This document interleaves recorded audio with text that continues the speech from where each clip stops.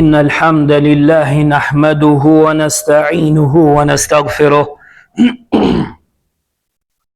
ونعوذ بالله من شرور أنفسنا ومن سيئات أعمالنا من يهده الله فلا مضل له ومن يضلل فلا هادي له وأشهد أن لا إله إلا الله وحده لا شريك له وأشهد أن محمدا عبده ورسوله صلى الله عليه وعلى آله وأصحابه والتابعين لهم بإحسان إلى يوم الدين وسلم تسليما كثيرا أما بعد. Të gjitha lavdërimet I takojnë Allahut subhanahu wa ta'ala. Atë lavdërojmë, ndihmë dhe falje vetëm prej Tij kërkojmë. I kërkojmë mbrojtje Allahut nga e keqja veteve tona dhe punëve tona. Atë që udhëzon Allahu nuk ka kusht ta humbë, ndërsa atë që e çojnë humbja ai nuk ka kusht ta udhëzojë. Dëshmoj se nuk ka të adhuruar tjetër me të drejtë përveç Allahut vetëm pa ortak. Po ashtu dëshmoj se Muhamedi sallallahu alaihi wasallam është robi dhe I dërguar I Tij. Lëvdata e shumtë dhe shpëtimi I madh I Allahut qoftë mbi të, mbi familjen dhe shokët e tij, si dhe mbi të gjithë ata që I pasuan ata me përpikmëri deri ditën e Kiametit. E më pas, robër të Allahut, sot do të flasim për një metodë tjetër të re prej metodave me të cilat I dhujtarët e Mekës deshën që të pengonin njerëzit nga rruga e Allahut dhe nga feja islame. E ajo është pikërisht keqtrajtimi dhe torturimi I shokëve të dërguarit të Allahut sallallahu alaihi wasallam. Robërt të Allahut, I dërguari ynë sallallahu alaihi wasallam në Mekë vazhdonte të ftonte njerëzit haptazi tek fjala la ilaha illallah dhe të ka adhurimi Allahut vetëm pa ortak. Ai paralajmëronte ata nga shirku, ndërsa jo besimtarët e Mekës punonin ditë e natë për t'i larguar njerëzit nga feja e pastër islame.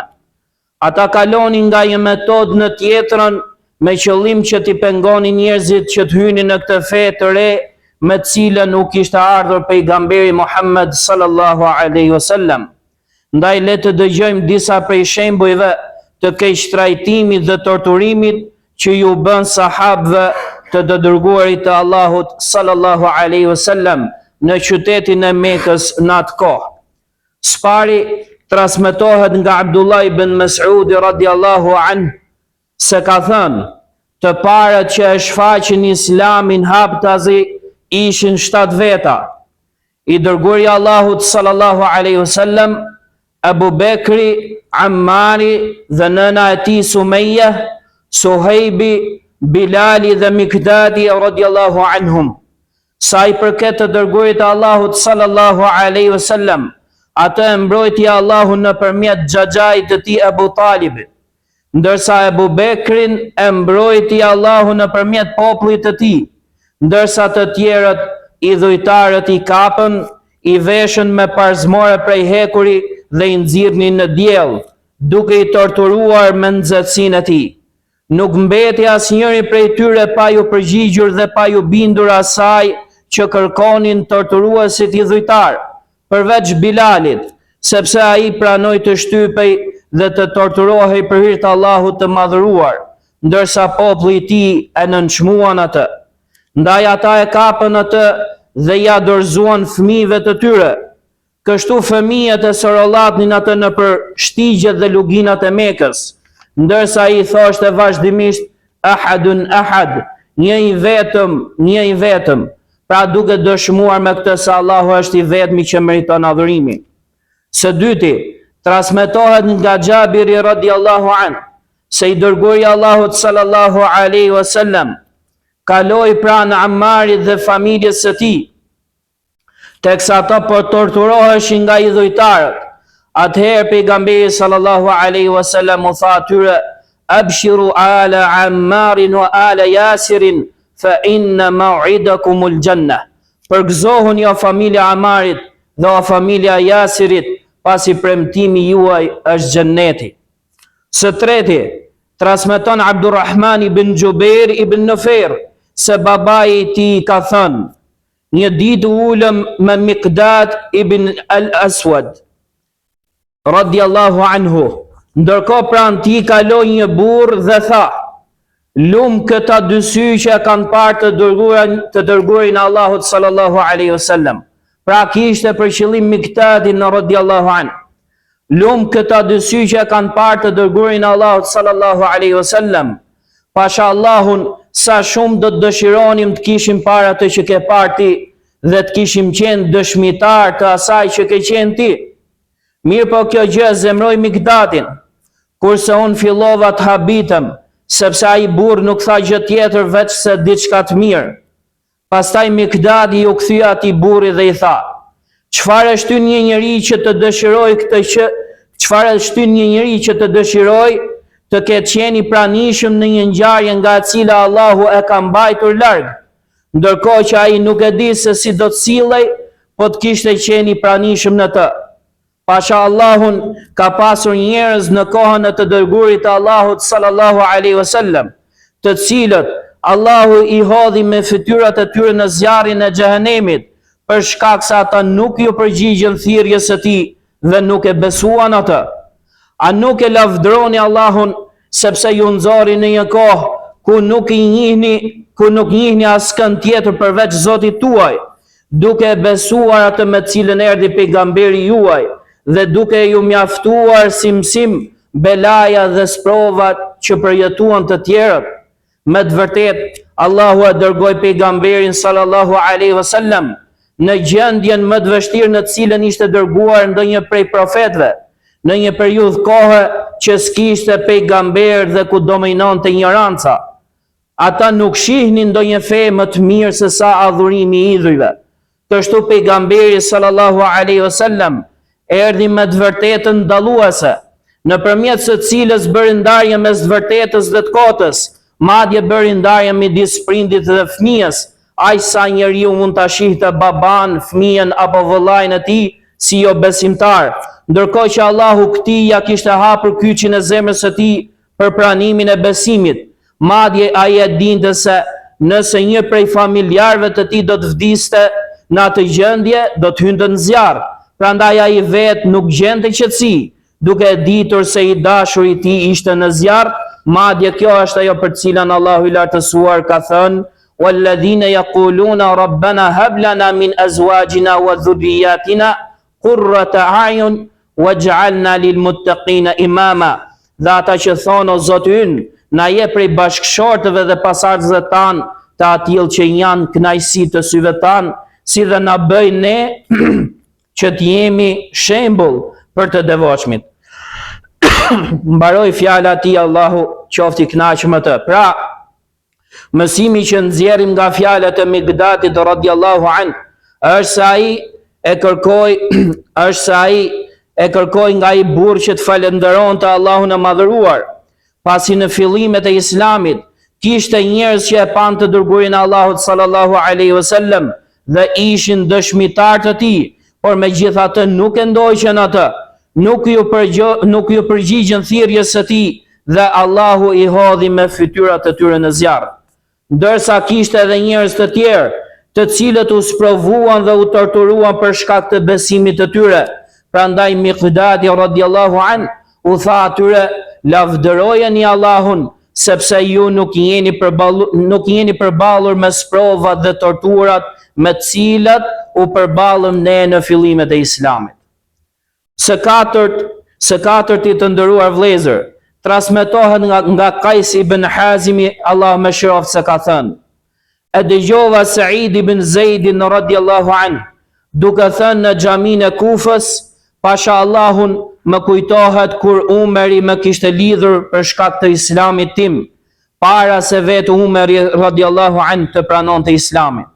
Fjala e tij që thot Umeri më kishte lidhur për shkak të Islamit tim, do të thotë se Umeri radhiyallahu anhu e kishte lidhur atë për shkak se kishte pranuar Islamin, si një mënyrë për ta poshtruar dhe për ta detyruar që të hiqte dorë nga Islami.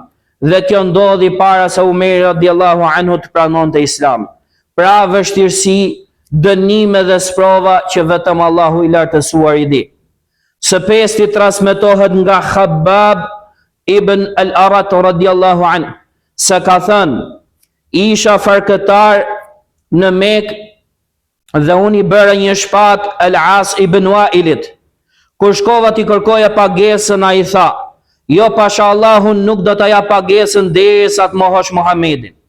Ndërsa unë I thash: jo, pasha Allahun nuk do t'a mohoj Muhamedin derisa ti të vdesësh dhe pastaj të ringjallesh.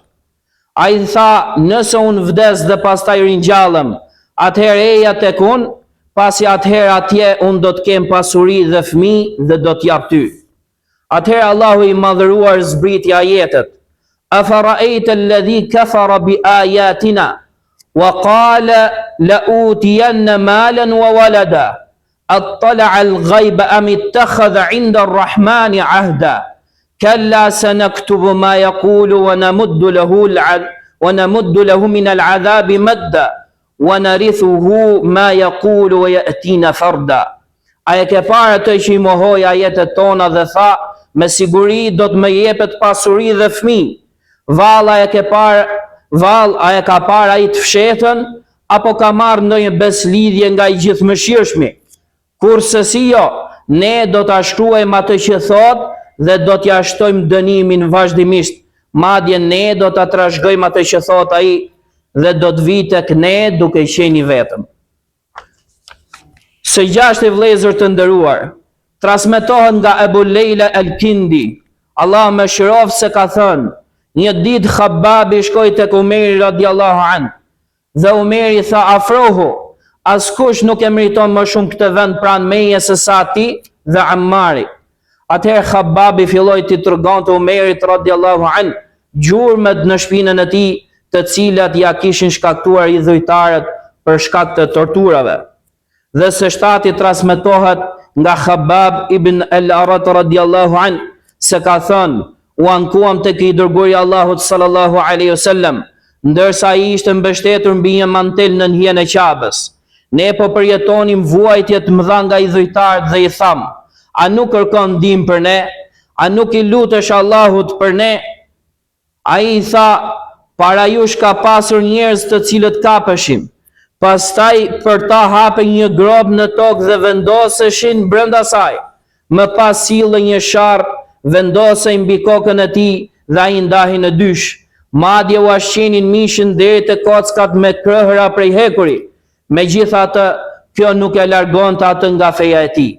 Pasha Allahun, Allahu do ta plotësoj këtë fe, derisa udhëtarit mund të udhtojnë nga Sanaja pranë Yemen deri në Hadramaut, duke mos pasur frikë askënd përveç Allahut dhe ujkut për kopen e tij, por se ju po nxitoni.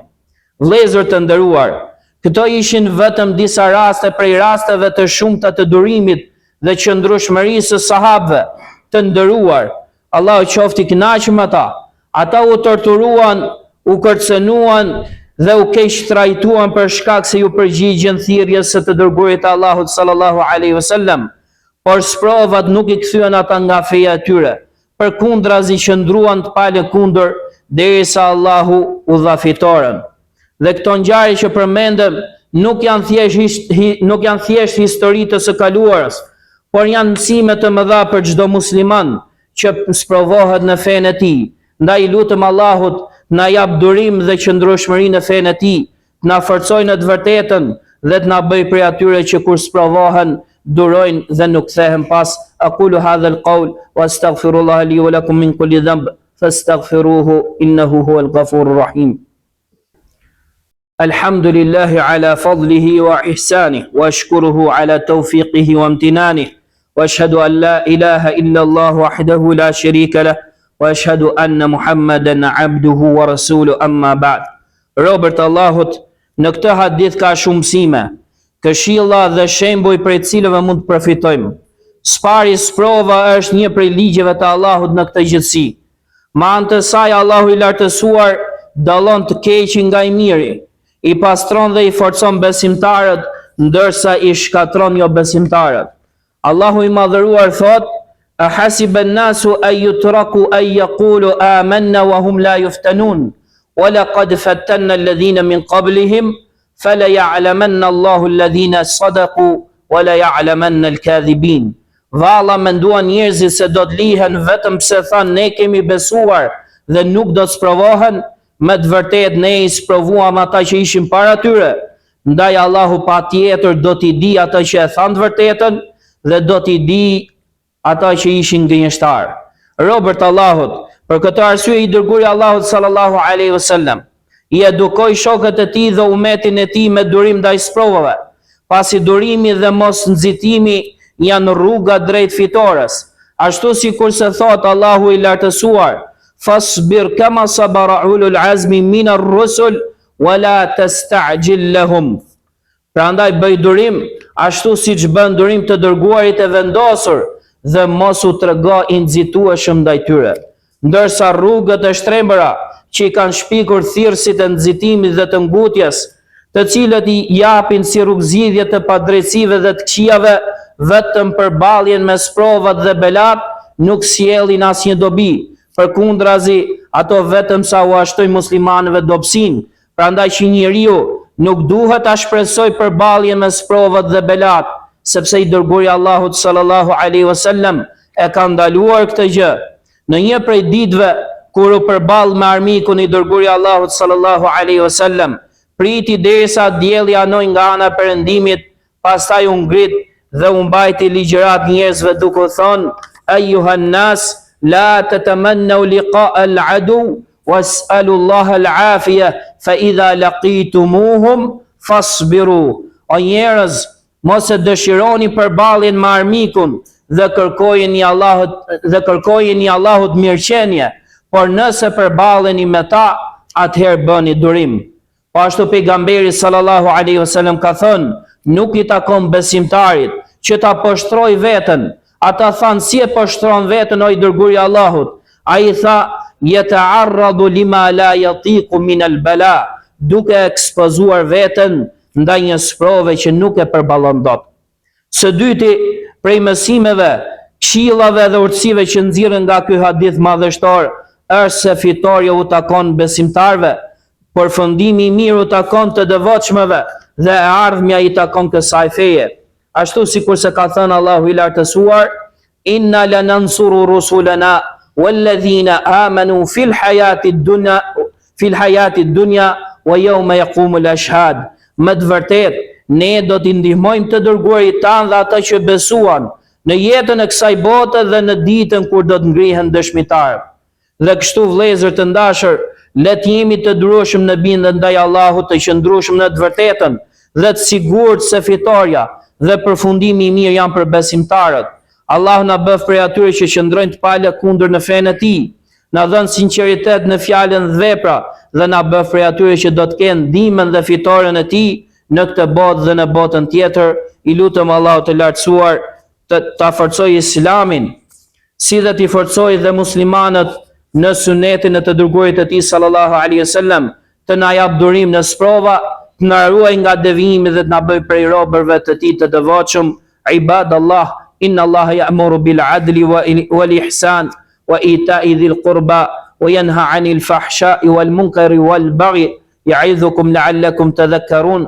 Fadhkurullaha al-'azim yadhkurkum washkuruhu 'ala ni'amihi yazidkum wa la dhikrullahi akbar wallahu ya'lamu ma tasna'un.